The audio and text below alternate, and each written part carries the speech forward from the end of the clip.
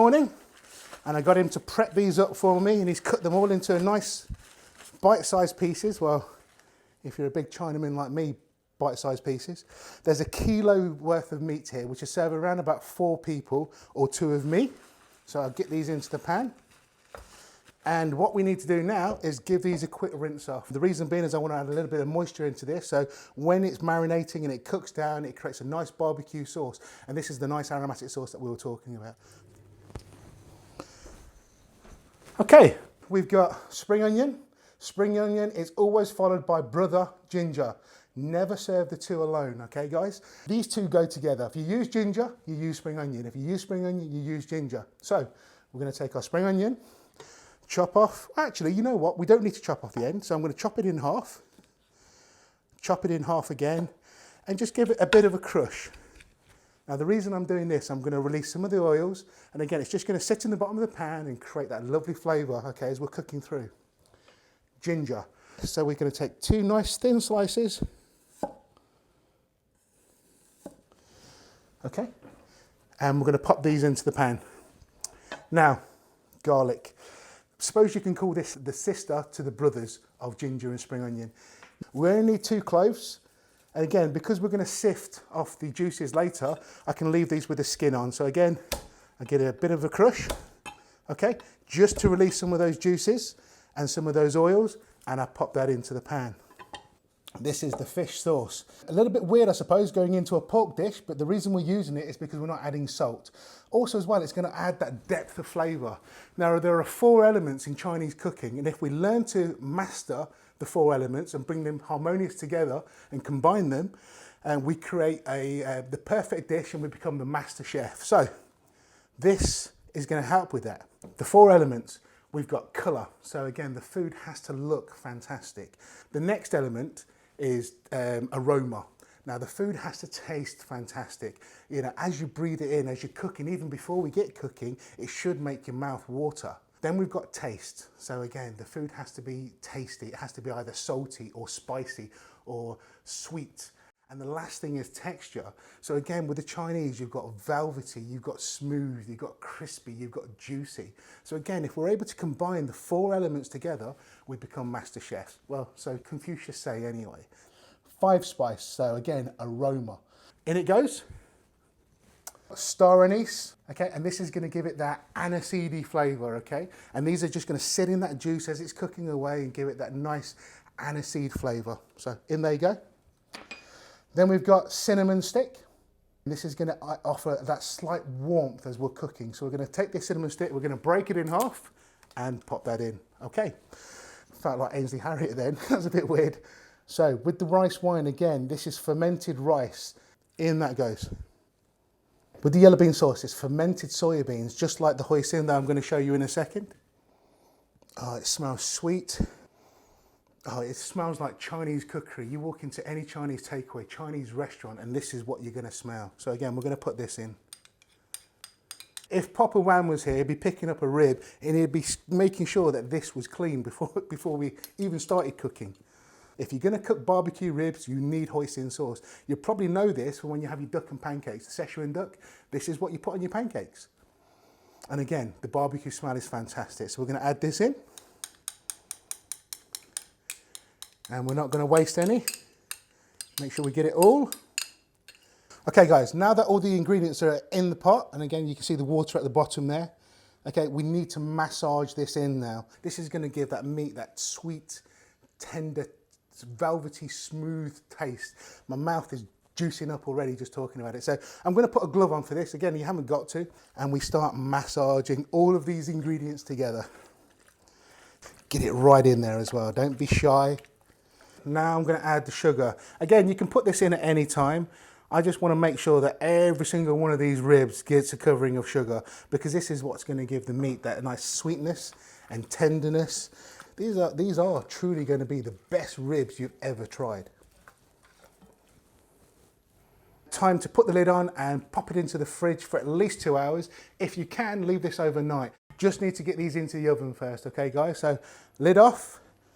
Oh wow, just the smell coming off of that. We were talking about aroma and those 4 elements. But yeah, my mouth is watering. I want to create some cooking liquor. Okay, so I'm going to use some chicken stock. Now again, you haven't got to use chicken stock, you can use poor man's stock, otherwise water. But I do want to add a little bit of moisture in here, okay? And I'm going to use quite a lot because this is going to cook down. And as it's cooking, I want the meat to stay tender and juicy, okay? And I want it to a point of when you bite into it, you're not having to pull the meat away from the bone. It's literally going to fall off into your mouth.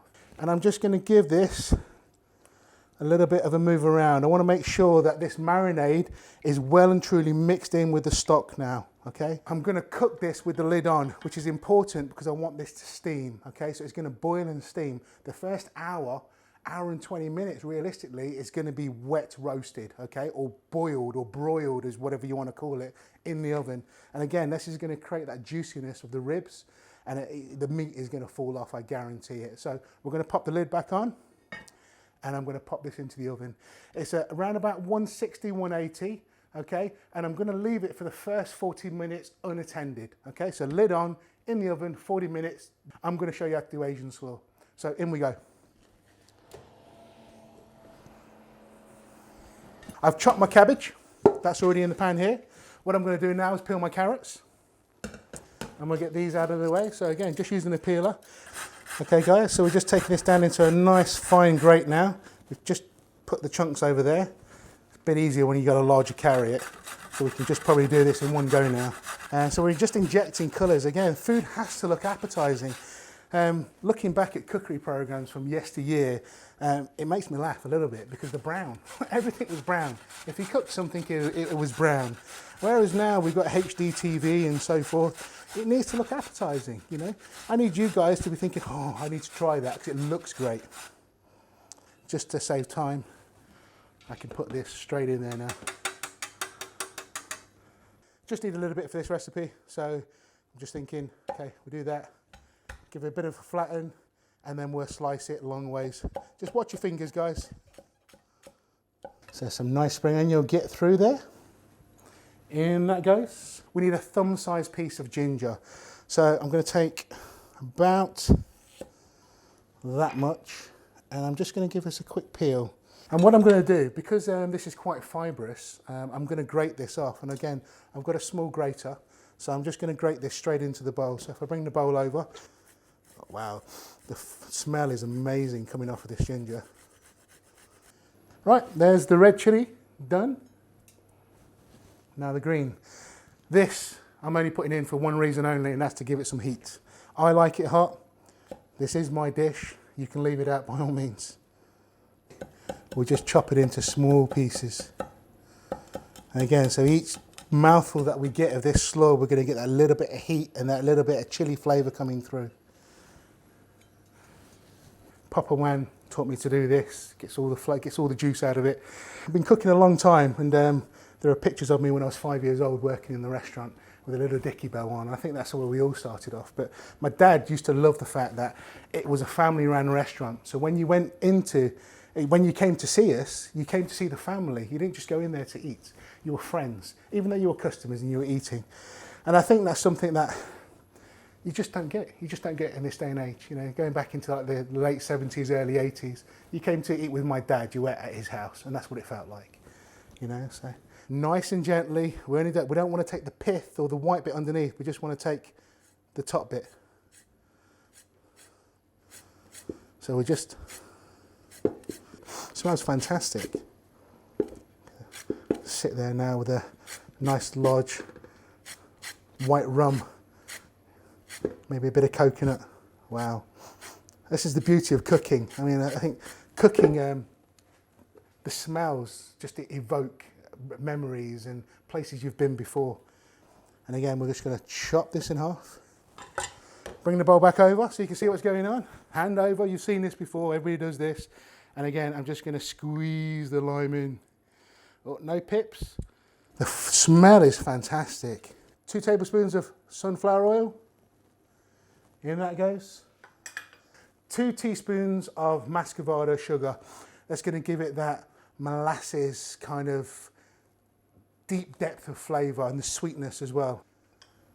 Okay, and I'm going to go over onto the stove and I'm going to dry roast these. So all I'm going to do, I'm going to heat up a non-stick pan and I'm just going to pop these in and give them a bit of a shuffle around as we're doing it. Heat's just coming up through now. So I'm going to pop the sesame seeds in.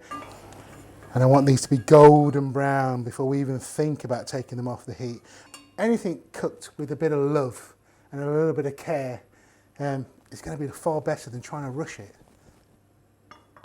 Sesame seeds are done.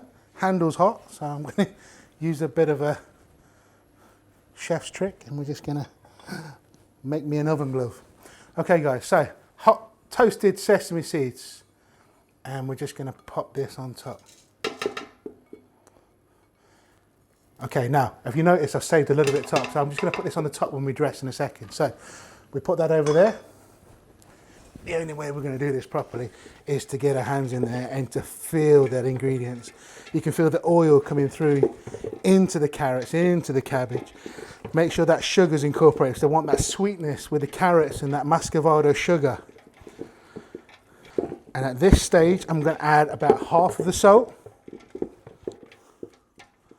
So again, we get this, and again, so there's a teaspoon of salt there. So I'm going to put about half in for now. And we'll give this a good mix. Okay guys, and we're just going to give this a bit of a taste now. Half a teaspoon was plenty. Don't need any more salt in there. The lime juice is just cutting through the oil. It's fantastic. So we're going to put this to one side, and then we're going to look at our ribs in about 15 minutes. So we shall see you in a second. Ribs have been in for 40 minutes now, so let's give them a quick look. We need to baste them. I can guarantee the top might have gone a little bit dry, so we keep them moving now for the next sort of like 20 minutes, half an hour. We'll make sure they're nice and juicy. So, oh wow. And the smell is absolutely fantastic. So you see all the juices in there, the star anise, the spring onions wilted down. What we're going to do now, we're just going to move these ribs around just to make sure that each one has been cooked in this liquor at the bottom with these cooking juices. I'm going to get my lid and in again for about another 20 minutes. And again, I'll do exactly the same thing in 20 minutes. So we'll take the lid off, give them a move around, make sure that each of them have been sitting in that sort of like liquid as they've been cooking, and that's going to make them nice and juicy and fall off the bone. Ribs have been in there for an hour and 20 minutes now, so we're going to get them out, take them out of the cooking juices, and give them the final roast with the honey glaze now. And put them into this tray just for a second. I mean, you can smell the depth of flavour coming from those, from that 5 spice and from the star anise, from the cinnamon, the sugar, the hoisin sauce. What I'm going to do though, I'm going to sift this off into a pan. So again, this is just normal saucepan, nice sieve, and we just sieve it out. So we've just left with that barbecue sauce. And this is where the final 15 minutes now, we'll brush them with honey. There we go. And we're just going to literally brush each one of these ribs with the honey.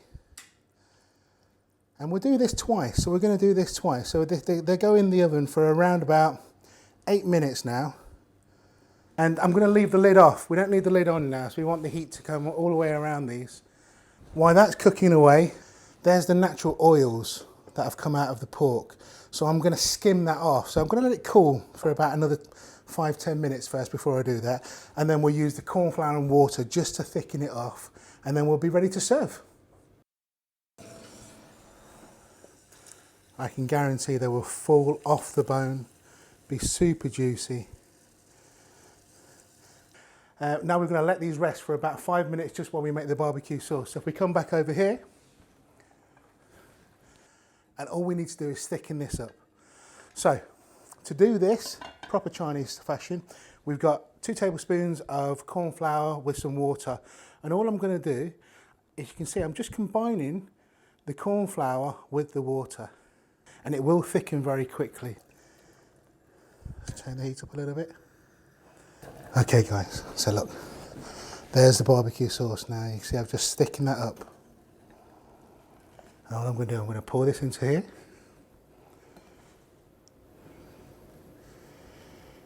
I'm going to be able to dip our barbecue ribs into that as we eat. We're going to take our Asian Slaw and we're going to heat this up on the bowl next to it. Final sprinkling of sesame seeds. There we go guys. We've got Chinese barbecue spare ribs with a honey glaze, an aromatic barbecue sauce with Asian slaw with toasted sesame seeds. I hope you enjoy it.